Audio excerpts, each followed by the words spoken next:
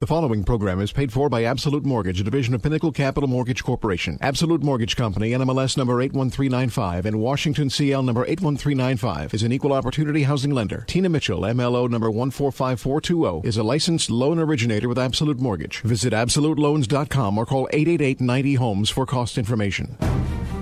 You're listening to The Money Hour with your host, Tina Mitchell.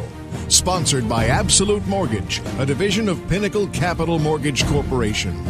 Now, in the studio, local mortgage and finance expert, Tina Mitchell. Welcome to the Money Hour at 11:50 a.m. KKNW, the Saturday, January 10th show. I'm your host and mortgage expert, Tina Mitchell. I provide you the news on everything money, fresh information on market trends and conditions in our local economy.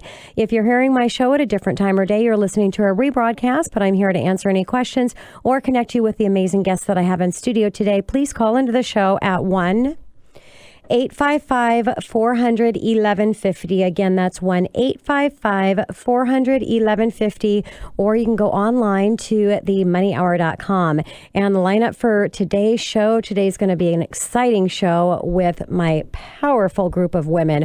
All three are leading industry leaders in their arena, very successful and powerful women. And most importantly, they all love what they do and helping people and making a difference in our financial arena and business arena. So I'm just really excited for our show today. First guest in studio, regular contributor to the show, is Deborah Trapin with D11 Consulting. Are you a business owner? If you are, and have you ever asked yourself, how can you ignite your business? What is your niche that you have in your business? Well, I'm going to be talking to Deborah about that to take your business to a whole nother level, understanding who you are as a business and who you are as a person and how to communicate that over social media.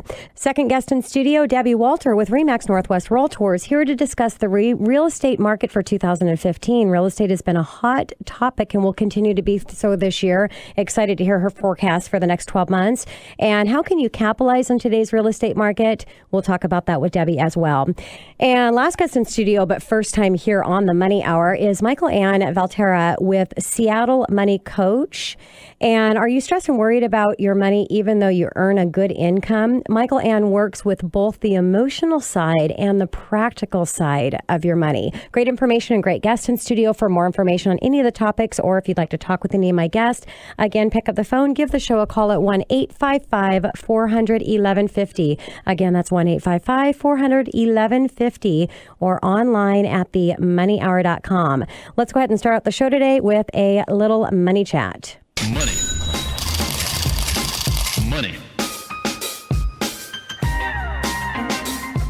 More great news starting out in 2014. The Mortgage Forgiveness Debt Relief Act was extended once more. The act was introduced into United States Congress on September 25th, 2007, and signed into law by President George W. Bush on December 20th, 2007. This act offers relief of homeowners who would have owed taxes on forgiven mortgage debt. Now, President Obama signed the reactive extension on Mortgage Debt Forgiveness Act, but only extended the act through 2014. So any further extension of the short sale tax break would need to be reenacted by the Congress for 2015. So we'll see what happens there. The Mortgage Debt Relief Act was signed again in 2007, generally allows taxpayers to exclude income from the discharge of debt on their principal resident. Debt reduced through mortgage restructuring, as well as mortgage debt forgiven in connection with foreclosures, qualifies for the relief. Now, December 16th, 2014 is when President Obama signed the bill to extend it. And again, it's reactive for 2014 mortgage debt canceled. Now, NAR reported about 5.3 million homes are still underwater. They also reported about 1 million homes in process of foreclosure. So we'll see what happens for 2015 in that debt that's getting forgiven, and how that is going to affect taxes income for our homeowners in 2015. Now, let's just use an example. If you had a mortgage debt of $400,000 and you sold your house last year for $300,000, that means the debt that was forgiven by the bank was $100,000. a lot of consumers don't realize that $100,000 is actually considered ordinary income. The bank is required to provide a 1099-C, and then you're going to pay income taxes on that forgiven debt. So if you're in a 25% tax bracket, the cost would be $25,000 that you're going to pay in additional taxes because of that debt that was forgiven. And I can't tell you how many people, this has been a conversation throughout the years since 2007, because it is always for 12 months and then it just keeps getting extended every year. And it's been a hot topic of questions from listeners from my show in trying to understand how it's going to affect them, and that they never knew that by having debt forgiven, that they were going to have that tax consequence that they were going to have to pay. So really important information, and it's really great news, again, for homeowners in 2014 that did have debt that was forgiven. Now, other ways to get out of paying the income tax on that income that was forgiven is bankruptcies. Debts discharged are not taxable. Insolvency, so total debt more than fair market value of assets. So if you had mortgage debt of $400,000, the sale price again was $300,000, the forgiven debt was $100,000. If your assets were $600,000, liability $700,000, the insolvency is $100,000. So that would protect you there. Certain farm debts, if you incur debt directly in operation of a farm, that's the first requirement. The second requirement is more than half of your income for the prior 3 years was from farming. And the third requirement was the loan was provided by an agency regularly engaged in lending. So, basically meaning if you had seller financing, that would not qualify because they're not regularly engaging in lending. But any of your mortgage banks or banks that lend, then you would meet that third requirement. And the last way to get out of paying the taxes on that forgiven debt would be non-recourse loans. Loan that the lender only remedy in the case of default is not repossess the property being financed or used as collateral, does not result in cancellation of debt income, but may have tax consequences. So the Mortgage Debt Relief Act, maximum debt under the act is $2 million for married and $1 million for single or married filing separate. It's only allowed for primary or second homes. So if you did foreclose or short sale on an investment property, you would not qualify under the act. Still report the forgiven debt even though that you're not paying taxes. So you're still reporting that, just not having to pay taxes on it if you qualify. Now, a common question is, what if you did a cash out refinance and then lost the property or had something forgiven in a modification, a principal balance forgiven in a modification? If the cash that was taken out on the property was for improvements on the home, you know how the IRS is, you have to paper trail and document pretty strongly. But if you can document that it was for improvements, then you would qualify. If the cash was taken off to pay off other debt, then you would not qualify. So as always, I'm here as a resource for you when it comes to anything regarding mortgage. That is my full-time career when I'm not doing my show here. So feel free to call the show at 1-855-400-1150. Again, that's 1-855-400-1150 or online at themoneyhour.com. And coming up next on the Money Hour, how do you find your niche, personal brand, and social media engagement? Deborah Trapin with D11 Consulting right here on 1150 AM KKNW after the short break.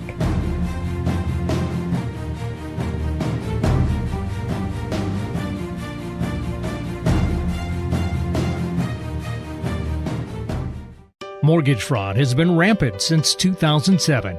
Many folks don't know they have legal rights. Find out if your mortgage loan has wrongdoings and fraud. Magnum Law Group will do a free audit of your loan documents. Facing foreclosure? Need to stop a foreclosure sale? Magnum Law Group can help. We have experts with valuable knowledge, and we get results. Have you decided to short sale your property instead of a foreclosure? Magnum Law Group has the experience to negotiate better and faster for you. Hi, this is Deborah with Magnum Law Group. Please contact us at 425-454-4300. You can visit our website at www.magnumlawgroup.com or call us at 425-454-4300.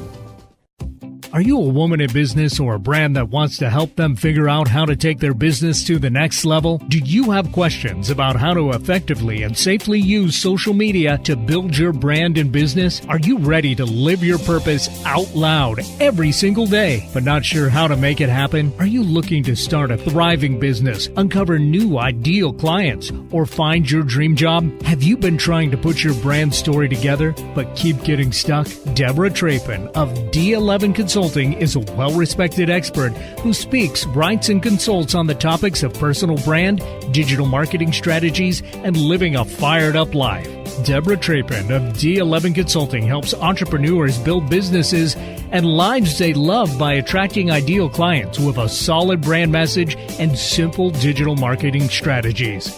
Deborah Trapin of D11 Consulting is passionate about inspiring entrepreneurs to define their personal brand to build a business and life they love. Deborah Trapin of D11 Consulting is excited to help you get fired up and on your way to building a successful business and life. This is Deborah Trapin of D11 Consulting. To learn more about my firm, connect with me on social media, or sign up for a free consultation, please visit my website, d11consulting.com. Be sure to sign up to Fire Up on my email list, and you will receive a free core values exercise to get you started defining your personal brand and building a life you love. If you prefer email, send me a note at deborah@d11consulting.com. Again, to learn more about my services, connect with me on social, or sign up to Fire Up, visit d11consulting.com. I look forward to connecting with you soon. This is the Money Hour with your host, Tina Mitchell, on Alternative Talk, AM 1150. Now, back to the show with local mortgage and finance expert, Tina Mitchell. Welcome back to the Money Hour with your host and mortgage expert, Tina Mitchell, right here on 1150 AM KKNW, the Saturday, January 10th show. I'm empowering our community, providing you with opportunities and solutions when it comes to your money. If you're hearing my show at a different time or day, you're listening to a rebroadcast, but you can always call into the show at 1-855-400-1150. Again, that's 1-855-400-1150, or online at themoneyhour.com. In studio right now, Deborah Trapin with D11 Consulting. Embrace your uniqueness with personal branding. How do your clients see your business? Your branding tells your story, and today we're going to get some tips from Deborah on finding out what your niche is. Deborah, it's always a pleasure to have you here, and I introduced the lineup of studio is all powerful women, and being in a few times into the show and a regular contributor, always just a pleasure to have a conversation with you. So thank you so much. Thank you for having me back. I do absolutely love being on the show with you. Thanks, Deborah.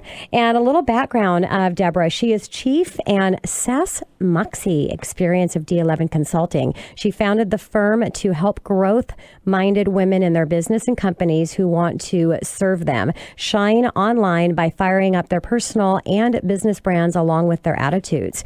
If you want to start a business, track more deals and clients, build influence, or amplify your voice, but don't have the idea of how to start it, that's what Deborah does with her company. Get ready to clarify your values, purpose, and niche. Define what social media platforms are best for you and achieve your goals, all with lots of tech tips, oodles of moxie, and tons of fun along the journey. Deborah's daily mission: to ignite passion, infuse purpose, and inspire progress by connecting, engaging, evaluating, empowering relationships and ideas. Powerful, Deborah. Thank you so much again. It's a long mouthful of information, but so powerful. And your words, and that's really what you're about, is you're about your words and being able to communicate those words on social media platform and helping people show who they are as a person, because really that's what we want to do when we're connecting in business. It's not about business. It's about our person and who we are and being able to connect. And then we share our expertise and what we have to offer them in business. Is that correct, Deborah? Yeah. People want to do business with other human beings. Yes. Not brands. And exactly. So, yeah, very, very true. So let's talk about what you pronounce it as your niche. Niche. What is that, Deborah? Well, your niche simply is your well-defined specific focus. Mm-hmm. in business. And this is something that really eludes a lot of entrepreneurs and solopreneurs and honestly, even large, corporations and executives. They don't define this. And, it's impossible to be everything to everyone. And when you come from a place of scarcity, you tend to not want to define your niche. Yes. And so if there's one thing that everyone remembers, it's embrace abundance. Don't fear that when you actually hear what we're about to talk about today with niche statement creation, that you're going to lose something. Because the more defined and more focused your niche is, the more business comes your way. Makes total sense. Yeah. So, Deborah, how do you define your own niche? And are there questions that we should be asking ourselves to determine that, to come up with it?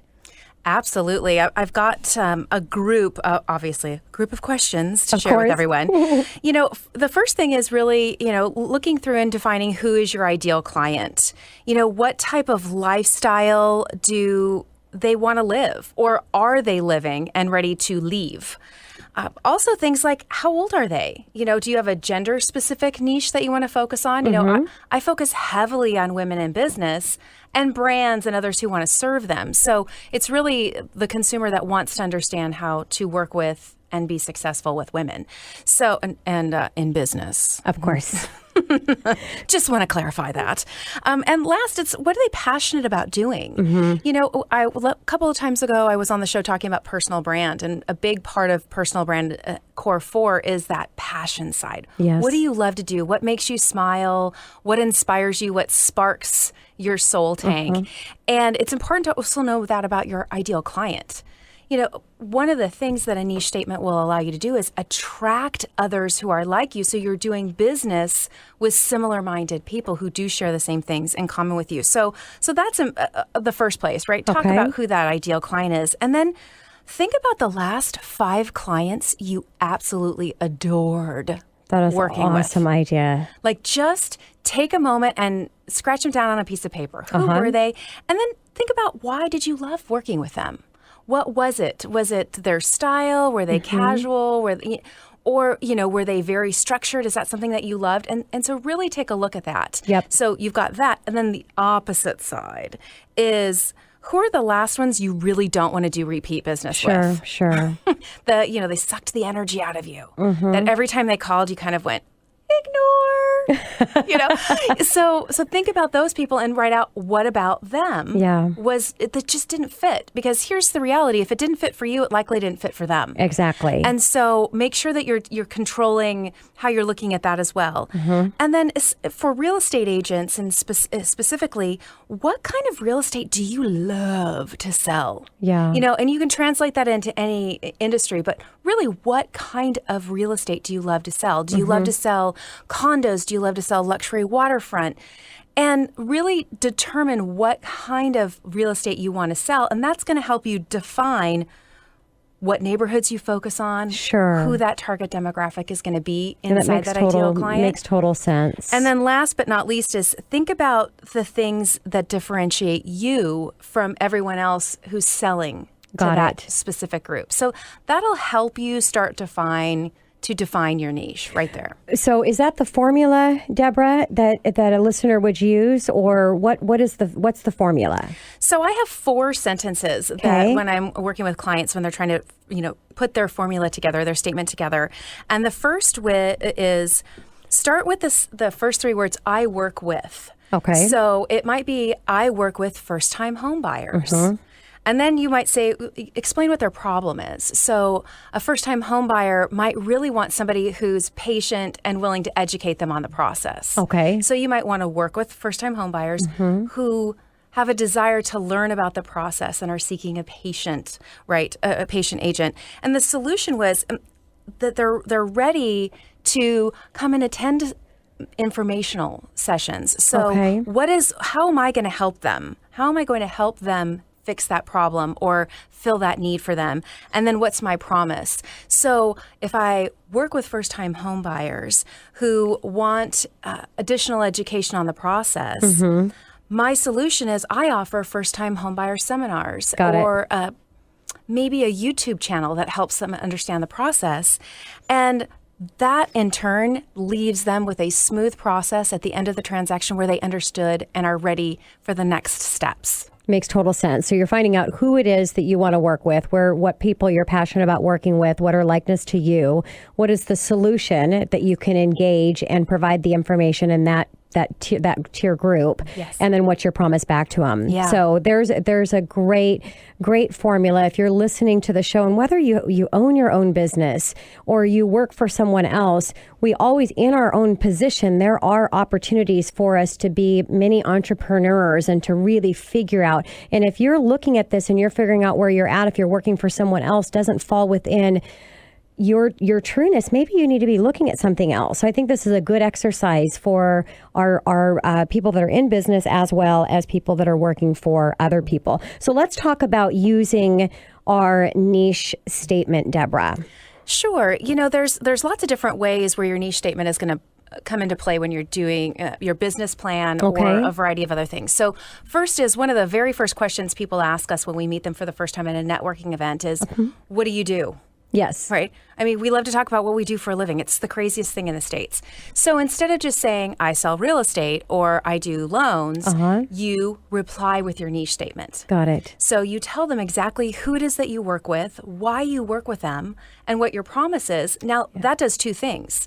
You are much more memorable. Yes. And you've also clarified for them who they know in their lives that need your services. So if you are a first-time homebuyer focused, they can think of all the people in their lives that are first-time homebuyers or on their way to being that way. So it's much easier for them to refer you business. Sure. It also is a guide for your marketing.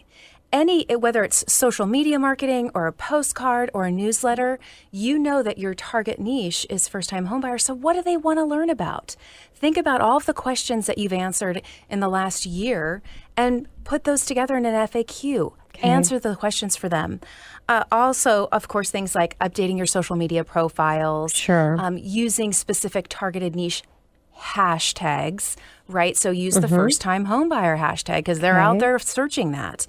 And then your content strategy, specifically on your blogs, write for that audience. It immediately clarifies your content strategy. You're not going to write about luxury properties when you're talking to the first-time home buyer. Of course. So, Deborah, let's stay on the topic with realtors, and we have one of the industry leaders and top agent in our local market that's going to be talking after you, having a conversation with Debbie.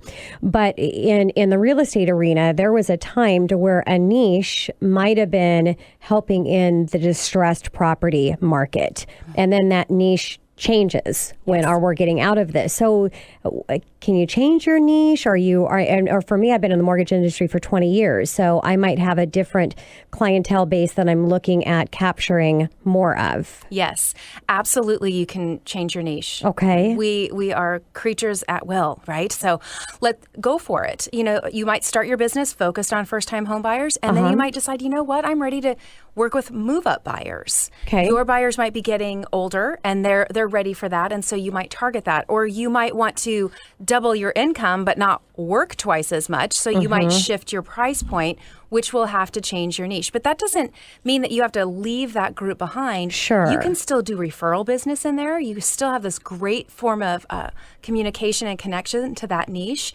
So bring somebody onto your team. Have them care for that niche that you've already cultivated. So there's no need to leave it, but you can definitely pivot for sure. Yes. And Deborah, as a wrap up, got to take it to commercial here. I want you to leave with my listeners the importance of sharing something that means a lot to them personally, who they are as a person. Give a tip of how to do that. How do they engage the fact that they love wine like you do, love animals, whatever that is, and bring it into their business? Well, I think that if you look at, we'll use wine as an example. So I do share a lot about wine in my social strategy.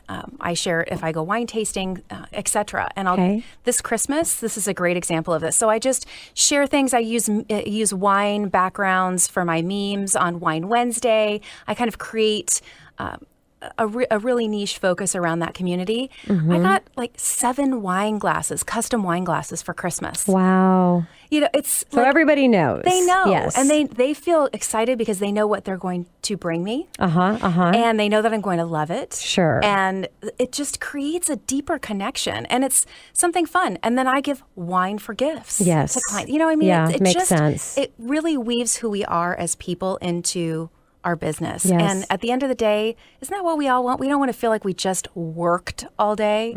We really want to feel like we enjoyed our day with people that we really, truly wanted to spend our time with. Makes total sense, Deborah. Thank you so much. Thank you always for coming into the studio and sharing your niche and helping women and men run their business and really understand how to connect on a deeper level with who they are and being able to communicate that to their clients. Thank you so much. Thank you for having me. Coming up next in the Money Hour, don't miss out on your dream homeowner or your dream home because you're missing out on the opportunity available in today's real estate market. Industry leader, regular contributor of my show, Debbie Walter with RE/MAX Northwest Realtors right here in 1150 AM KKNW after this short break.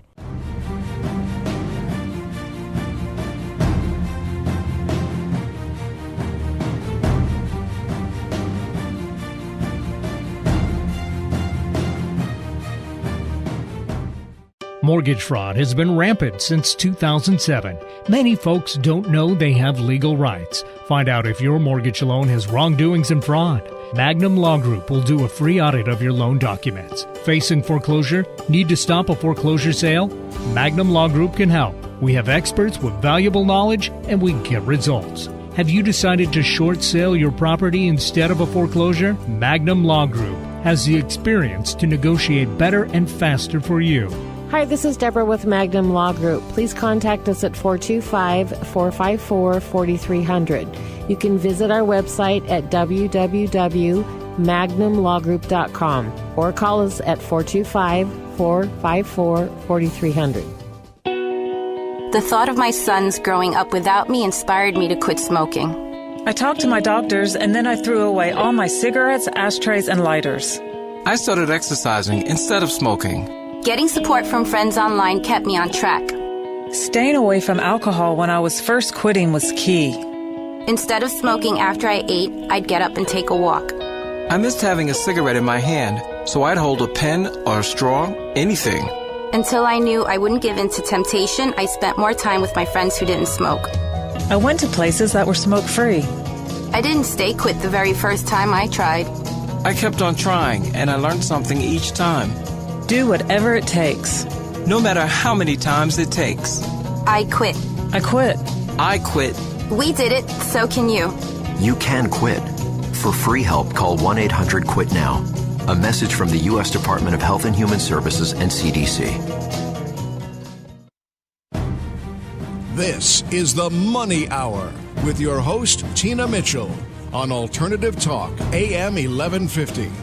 Now, back to the show with local mortgage and finance expert, Tina Mitchell. Welcome back to the Money Hour with your host and mortgage expert, Tina Mitchell, right here on 1150 AM KKNW, the Saturday, January 10th show.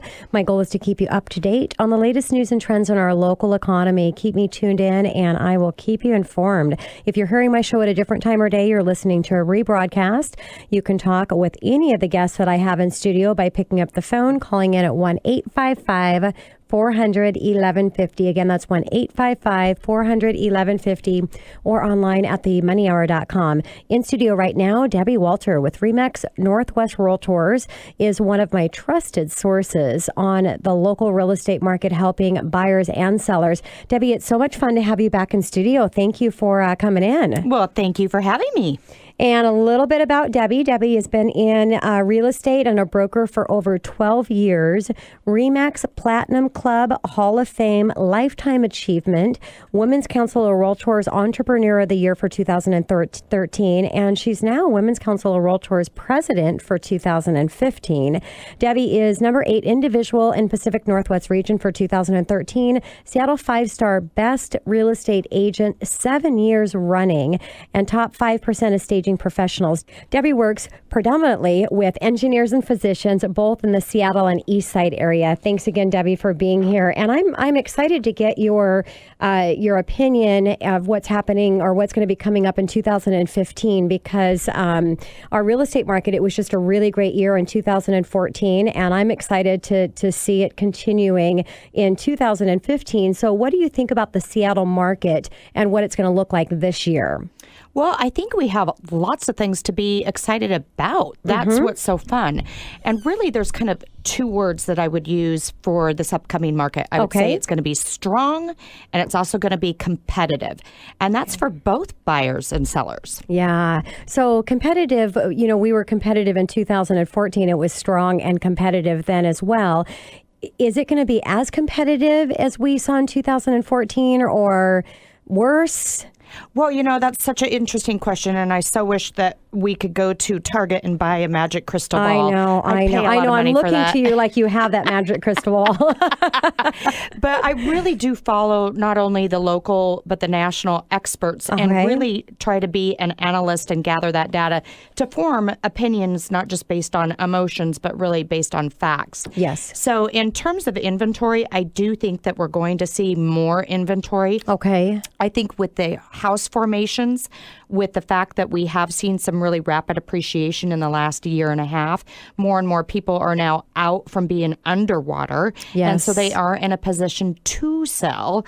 And they're now, because of lending guidelines loosening a smidge, a little bit, a lot of people can now maybe go buy before they even sell. Yes. So that they can avoid that whole pain and suffering of the double move. Yep. Makes total sense. Now, in my arena, I get asked this question all the time. Same answer as what you gave. I mean, we don't have a crystal ball. And I follow other experts as well and what they're talking about as far as interest rates. But I'd like to get your prediction, because that's another part of real estate for 2015 is based on what the rates are going to do. What's your opinion? Well, I feel a little bit repetitive because last year in 2014, so many of us, including myself, said rates are going to rise. They have to rise. And sure enough, we were wrong. And the year before that, all experts, including ourselves, were saying the same thing. Exactly. But if you really look at all the economics that go into interest rates, I really still feel that in 2015, we are going to see them rise. Most economists are betting that it's going to be the year of it because we have improving domestic economy. We also have a lack of stimulus from the feds. Yep. And Jonathan Smoke, who's the chief economist at Realtor.com, he sees that the 30-year rate ending right around 5% by the end of the year, if not before. Yeah. And, right now, and it's so funny because we've hit again, another all-time low in where the interest rates have been. Outside, you take those few days out where you hit 3.25, 3 3/8, 3.5. I mean, literally, you had to just hit the lock button right at that second to get that. Outside of that, we have been seeing around on an average that 3 3/4, 3 7/8 on a 30-year fix. Now, I'm not quoting interest rates based on a lot of different factors, cost structures, credit, all that good stuff. But and if you look at the national average, it says 3.9 is where it's at today, 3.91. It's just ridiculous. But even if they get in the 5%, that's a huge increase in interest rate and affects your buying potential a lot. But it's still unbelievably low interest rate. So it's just, but if you can get in now under that 4% rate, take advantage of it before the interest rates go up, because yes, eventually they do have to do something and they can't go anywhere but up. Right. Well, and nobody wants deflation. So you have to have a little bit of inflation to keep our economy healthy. Exactly. And that's why I think all the experts are predicting, that increase. Yes. And if you look at the 100-year history of interest rates, I think the average is over 7%. Yes. So none of us should be complaining about the likelihood that we will be seeing 5% again. Yeah, no, definitely not. So what dynamics make you think that the local market is going to be strong for this coming year, Debbie? Well, really the fundamentals. Real estate has always been about pretty simple economics 101, which is supply demand. And if you look at our population and our wage growth here in the state, we are at a 10-year low for inventory. At the same time that our population has exploded about 30% in our state in the last decade. If you look at the forefathers, they predicted that we would have about 8 million people here in Washington state by the year 2030. We are over 7 million people right now in 2015. Wow. Oh, my gosh. So none of us should be shocked or surprised to hit that 8 million probably within the next couple years with our job growths. Yeah, exactly. And what about the impact of the millennials have on the housing market? Millennials are really such an interesting group, and they're a very growing group in terms of home buyers right now. So many of those 20 to 30-year-olds, they've been having to kind of postpone life's bigger decisions because they have survived the economic downturn, and many of them had to live at home or they had to have roommates, and they had to kind of postpone home ownership. Now that they're employed, they're making money, they've done a good job of saving, they are itching and they are eager to get out there and start their lives. And I know the rental market and what's happening in rentals has a lot to do with home values as well. So where are you seeing with rentals and the effect of our housing market for 2015? Absolutely. Well, vacancy rates in the Puget Sound, they peaked at 7% in 2009, and that's when average rents fell, but they only fell about 4% over that year. And that was when unemployment reached a record high of 10%. So landlords are still trying to make up for kind of those few years of losses and the increase in operating expenses and taxes. So we kind of have a runaway of rents right now. Rents are at an all-time high. And they're doing multiple offers on some of these lease agreements in a rental, which I've never heard of that. That was just bizarre. Extremely competitive. Yeah. I've heard of many, many stories where people will put their rental on Craigslist, and within 2 hours, they'll have 10 applications. Wow. People will be offering more than what they're asking for. They're getting love letters from potential candidates. Sounds like they're trying to buy a real estate. That's exactly right. Oh my gosh! And what about an apartment building? Because I know that they're talking about more building of apartment building in our market. Correct? Yes, they are.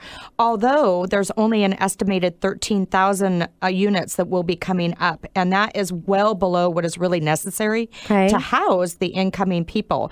Our rents jumped 8% this last year. That's 4 times the rate of inflation. And our vacancy rates now are less than 4%. So even though they are building more, our average rates here in Seattle for a 1-bedroom apartment are almost $1,800 a month. Oh my gosh. I mean, you can almost own a condo at least, or maybe even a townhome for that when you factor in the tax benefits of homeownership. Exactly. And then if you make under $90,000, $97,000, if you've got a baby as well, you can take advantage of that first-time homebuyer tax credit for any of you out there that are first-time homebuyers, which adds another, $30,000, $40,000 in buying potential. So what about the building and design trends that we're going to likely see in 2015? Can you talk about that a little? Absolutely. Well, green home building is no longer a fad. It's becoming more and more home stream every single day. And people say, well, what's green? Well, green building is really using our natural components to be economically and environmentally conscientious. Okay. And so we have 73% of our single-family home builders and 68% of the multifamily builders are reporting that consumers are actually willing to pay more in rent and for homes for these go green style properties. Got it. And Debbie, as an accredited staging professional realtor, what are the current color trends for 2015?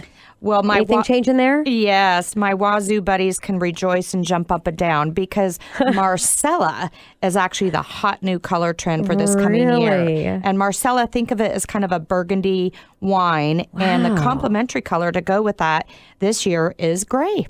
Oh my gosh! Well, I didn't realize that. That is, I'm trying to actually visually adjust that because we're so used to the Boeing colors being the trend. No. So, what are a few top staging tips that you can implement for buyers in 2015?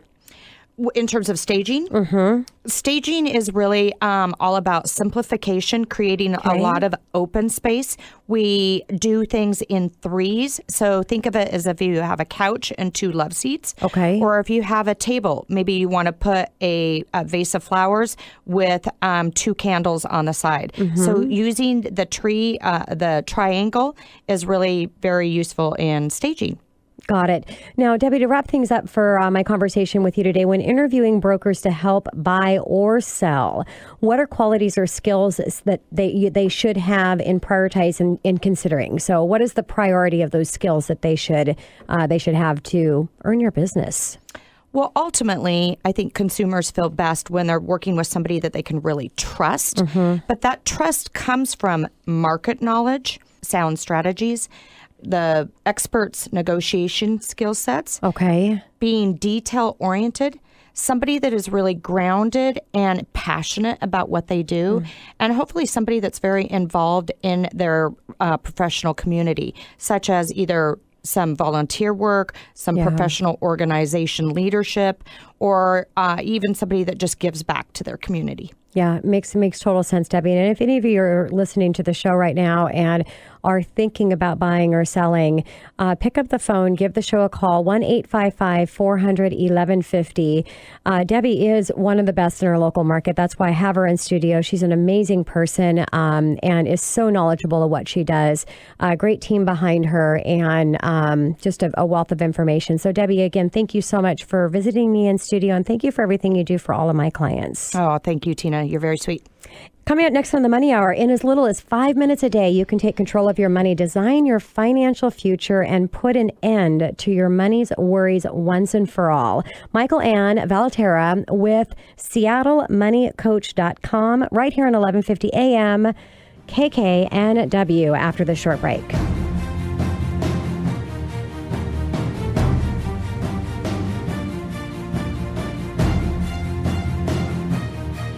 This is the story of Daniel, who was born 2 months early. He weighed 1 pound, 7 ounces. His lungs weren't ready. His heart wasn't ready. His brain wasn't ready. At the hospital, the nurses said Daniel was a fighter, and they would do all they could to help him. The doctor said even with the best care, Daniel may never walk. He may never see. He may never learn. Daniel's parents spent night after night at the hospital, watching his every breath, holding his tiny hands, and looking for signs that he was growing stronger. At home, his parents looked around Daniel's empty nursery, at the quiet toys and the still rocker, and they hoped that one day they could sit in that rocking chair and tell this story to their very healthy son. Daniel's is just one of the more than 500,000 stories of babies born prematurely last year, but there's hope for a happy ending. The March of Dimes is funding the research and programs to stop premature birth. You can help bring more babies home healthy. Learn how at marchofdimes.com. Working together for stronger, healthier babies. Mortgage fraud has been rampant since 2007. Many folks don't know they have legal rights. Find out if your mortgage loan has wrongdoings and fraud. Magnum Law Group will do a free audit of your loan documents. Facing foreclosure? Need to stop a foreclosure sale? Magnum Law Group can help. We have experts with valuable knowledge, and we get results. Have you decided to short sale your property instead of a foreclosure? Magnum Law Group has the experience to negotiate better and faster for you. Hi, this is Deborah with Magnum Law Group. Please contact us at 425-454-4300. You can visit our website at www.magnumlawgroup.com or call us at 425-454-4300. This is the Money Hour with your host, Tina Mitchell, on Alternative Talk, AM 1150. Now, back to the show with local mortgage and finance expert, Tina Mitchell. Welcome back to the Money Hour with your host and mortgage expert, Tina Mitchell, right here on 1150 AM KKNW, the Saturday, January 10th show. I'm committed to providing you the knowledge needed to be successful in every arena regarding your financing. Knowledge is power, and that's why what you'll receive by listening to my show. If you're hearing my show at a different time or day, you're listening to a rebroadcast. You can always call into the show at 1-855-400-1150. Again, that's 1-855-400-1150 or online at themoneyhour.com. In studio right now, Michael Ann Valterra with SeattleMoneyCoaching.com. Does your credit card balance make you more than a little bit nervous? And despite the fact that you are smart, accomplished woman or man, and do you find yourself in a bit of a fog when it comes to managing your money? Michael Ann is here to help you. And first time in studio, I'm very excited to have you here. Michael Ann, thank you so much. Absolutely. Thanks for having me. And the show is called The Money Hour because it is regarding everything regarding your money. And I have to say, Michael Ann, it's the first time that I've been all my guests, or either I personally work with myself or have been introduced to me by people that I've worked with. So it really is a community that I'm building about people that are industry leaders and passionate about what they're doing and helping people. But it's the first time I've came across a money coach. And so I'm just excited to share your information with my listeners. And a little background about Michael Ann. She's founder of MoneyMinder Online, a web-based software designed to help people develop a healthy relationship when it comes to their money and experience flexible, guilt-free spending. She is a money coach, speaker, and author of her book, Why Women Earn Less, How to Make What You Really Want, was published by Career Press. And Michael Ann addresses practical money matters as well as the emotional components that often fuel financial behaviors. Her passion is to help professional women escape the money fog, feel more in control of their finances, and love their financial life. For 17 years, she worked as a money coach with private individuals on their finances. She has appeared on dozens of radio shows and television shows and has been featured in newspapers across the United States. Michael Ann is a nationally sought-after speaker on issues of women and money and how women can unlock their earning power. Wow. So exciting. Wow. Yeah, that sounds like a lot, doesn't it? But it does sound here like we are. Let's rock and roll. Yeah. So let's go ahead and start out, Michael Ann, with is money really both emotional and practical? And why do people ignore the emotional side? Oh my gosh. Yeah. Let's start off with that small question. Yeah. Yes, it is emotional, and it is hugely emotional. I know that so many of us wish that money it's just a tool, and you'll hear sometimes men more often than women talking about money in a very non-emotional way. It's just a tool. The reality is we need money to survive. We need money to thrive. We need money to feed our families. Yes. So how on earth could this not be extremely emotional? And I think that the good news is there's nothing wrong with that. Yes. There's nothing wrong with saying, yep, this is an emotional topic. I'm going to examine it from all sorts of different levels. I want to look at how I feel about how I spend, how I feel about how I earn, how I feel about dealing with money with my spouse. Just embrace the fact that it's okay that this is an emotional topic as well as obviously a practical topic as well. Makes total sense. And why is it important to drop the past money mistakes? And we all know that really we don't want to dread on the things that have happened in our past. Right. And that includes our money mistakes. Yes. So why is that important? It's a big deal. So many of us carry around, it feels to me as a money coach, people carry around a lot of shame and a lot of blame on themselves of things that we've done. We feel like we've messed up. Fill in the blank. I wish I hadn't taken out so much in student loans, or I wish I hadn't done all the different things with my credit card and, all of that stuff. The dilemma is if we just keep beating ourselves up, it really does impact our health. We know that when we don't forgive ourselves, it does impact our health. We can't think clearly. We can't move forward. It's literally like you're carrying around a burden. Yes. And if you can lay it down, you can forgive yourself and say, you know what? That was then. I remember I had a client once and she said, I made so many money mistakes in my 20s. I feel like I've got an MBA in finance. Yeah. So that's a good way to look at it. I made all these mistakes. So the good thing is I learned a lot from them. Absolutely. So those mistakes I know 20 things not to do now. Exactly. At least I did it in my 20s and not in my 40s. Right. And we all still do make mistakes, and that's okay. And it's, we're human. We are absolutely human. And so if we say we're never going to make a money mistake, that's a setup. It's like we just do the best that we can. Yeah. And I like it, leaving the mistakes behind. If there were mistakes that were there, and let's use the student loans as an example, why did I take all those student loans out? Instead, look at these great ways that I have to eliminate these student loans. And that comes into the budgeting side and everything that you do in coaching around that. Right. So what are the deeper reasons that people don't want to look at their relationship on money? Well, I think there's a lot of reasons why we don't want to look, period. And part of it is there's this fear of what am I going to see? If I really look at my history around money and my relationship to money, I'm afraid of what I'm going to see. And really, a lot of times we're afraid of, well, what does that mean? Does it mean I'm going to have to change? Does it mean I'm going to have to change how I spend? Does it mean I'm going to have to change how I earn? oh my gosh, do I now think I need to go get a different career? Yeah. So it can open up really big questions. And a lot of times it's easy for us to just put our head down, work hard, move forward. I know so many people that they're just so good at what they do, and they work so hard that it's almost like we feel like we're hamsters on the wheel. We just want to keep working. Yep. And when we go deeper and really look at the deep underlying things underneath why we do what we do with our money, there's wonderful change that can happen and a lot of freedom that can come out of that. So, Michael Ann, we all know that there's different personality traits, and a lot of us do a lot of tests to find out and how to communicate differently with different personalities. Mm-hmm. What about money? Are there money personalities as well? And why is that important? There are lots of different types of money personality types.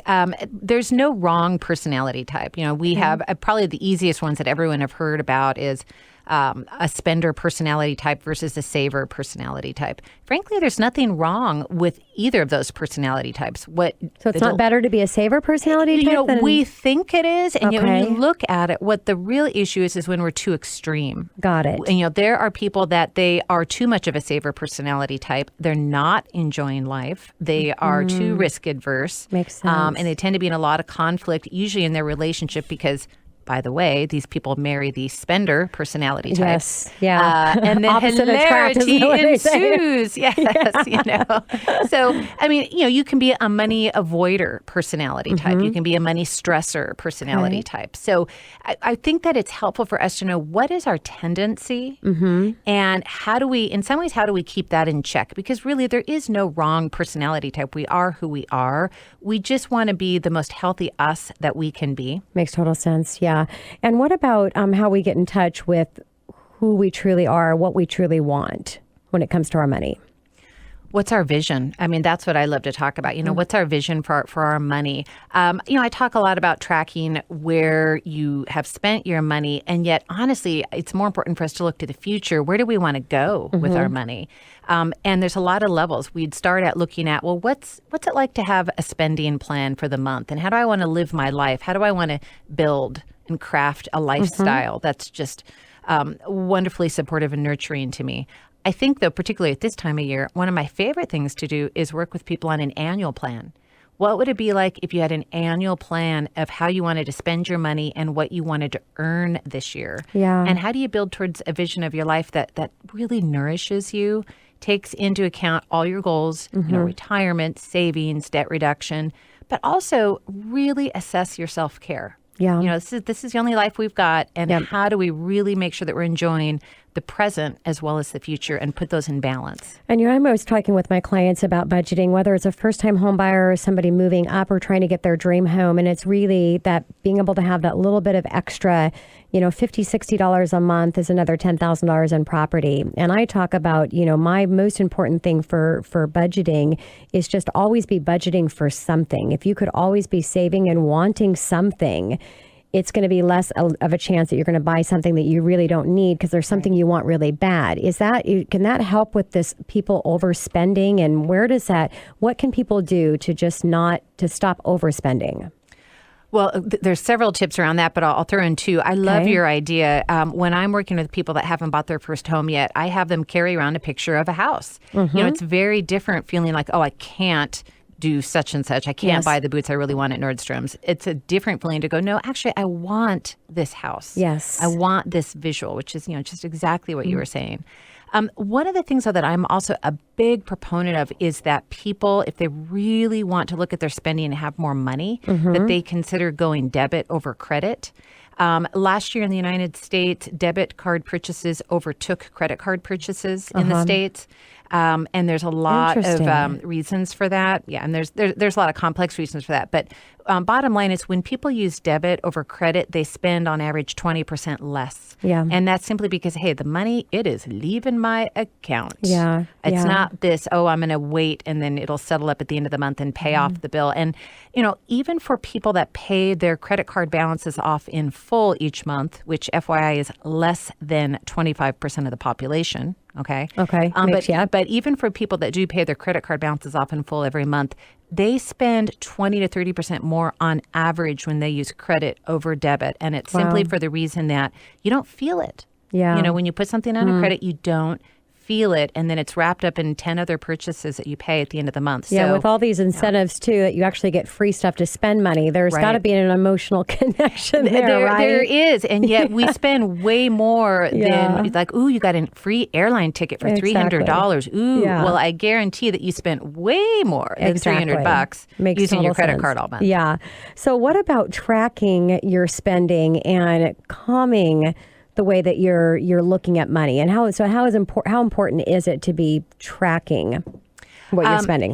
Oh my goodness, people have such a love-hate affair with this. It always starts off with hate, going, what? You want me to touch my money? I'll just look at online banking, or I'll look at my credit card statement. The reality is, and we know this from brain science as well as from a very deep emotional level, when you touch your money, when you actually write down and track, whether you enter it into a computer program or what have you, everything calms down. You feel your money, you spend less, your anxiety comes down, your heart rate comes down. People feel more in control of their finances when they're actively tracking, whether they're using their credit card or debit card. When they track their purchases, they feel better. Yeah, makes total sense. I got to wrap up the show here, but just leave my listeners with one important tip when it comes to their money. Well, I would say I do want people to consider debit over credit if they really want to look at saving more money.